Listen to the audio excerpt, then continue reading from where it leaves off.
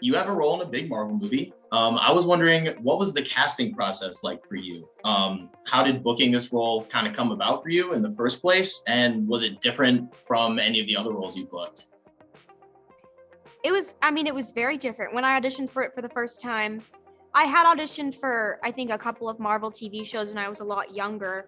So it was the same studio that I had been to for auditions back when we used to do in-person auditions. So I kind of had the idea that it was something for Marvel. I didn't know what. It was Weird Sides, and the description was someone with like dark hair, dark eyes. And I remember when I went in, I was like, just so you know, I'm willing to dye my hair and wear contacts. And she just laughed at me and was like, oh, do not worry. These are dummy sides. They're not real. Like, that's not even a character. I was like, oh, interesting. And then I got a callback.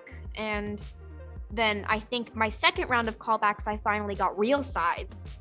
You have to like sign a waiver. You can't share it. It was, I think, one or two scenes. And I think the two scenes actually that I auditioned with didn't make it into the movie. Oh, really? Yeah, and I was able to sort of figure out who Sprite was by Googling, and I was like, oh my gosh, this is for an Eternal, like I could play a superhero. And I did a big, long screen testing process on a soundstage with a real cameraman, and Chloe was there. The producers were there. I was so like beyond nervous. You have no idea. To have that kind of pressure, it's crazy. Yeah. And then, they give you 30 days and when they can tell you whether or not you got the part. So at the end of the 30 days, they were like, okay, we want to fly you to London to screen test you again with Richard Madden.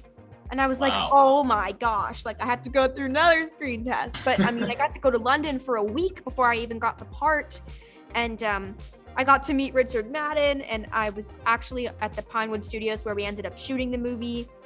And, I go home and I'm like, oh my gosh, I'm gonna die if I don't get this movie, like after all of this process. And then it was actually my brother's birthday when we got the call, my brother Flynn's birthday. And they called my mom, and she accidentally hung up the phone because she was so nervous. Oh and my then gosh. they called her back, and she woke me up because I was asleep and I thought I was dreaming. And we all started crying. And it was a really insane, it was a very vigorous process. What did playing Sprite reveal to you about yourself? Or how much of yourself did you put into playing Sprite? I think the really cool thing about Chloe is that she hired a lot of actors that were similar to their characters, and they brought a lot of themselves into their characters. And like we all really connected with our characters.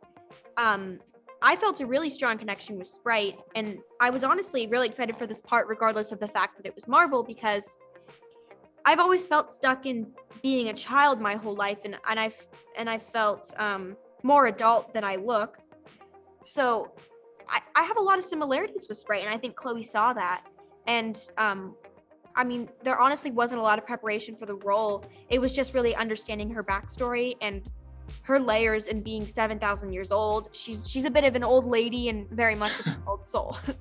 Well, with that in mind, did you have a favorite scene to film? A favorite moment that you just really enjoyed bringing Sprite to life specifically, or that you felt really connected to while you were making the movie? There were so many amazing days on set. Let me think. I really liked shooting a lot of the flashback scenes. I thought they were a lot of fun, because they really brought the characters full circle and going, through their past and their present, and really getting to know them and understand them. And I enjoyed bringing Sprite to life in that way. So in regards to the flashback scenes, or really just any part of the movie, how much time did you spend filming on a set compared to on location? I know that Chloe seemed to like to film on location, use the sunlight, which is really awesome. I was just wondering what the ratio was set to on location filming. My first 3 weeks, I think, were in the woods. They had literally built a village in the woods for us to shoot at. And like we used the interiors of these buildings and the exteriors so that it was all real. Honestly, the majority of the film was on location. We shot on a cliff in the Canary Islands. We shot on volcanoes. We shot on this place called Black Sand Beach that was absolutely beautiful. We shot in the woods in the middle of the night with like real action going on behind us. Most of it was That's really awesome. real. Speaking of being on set, how much of the movie were you like on set for? I know there's been a lot of talk about, crazy post-credit scenes, and there's so much crazy stuff that happens in the movie. Were you there for any of that, or how much of the movie was a surprise to you? There was a lot of changes. I mean, not a lot. There was a few changes made from when we shot the movie, and then a couple things were changed in reshoots. There was one of the after credit scenes I was surprised. So I watched like a rough cut of the movie before I saw the final cut, and I actually was surprised by a few things. I can't say too much about it because that's fine. for you. But yeah, there was a few things that were changed that I was surprised.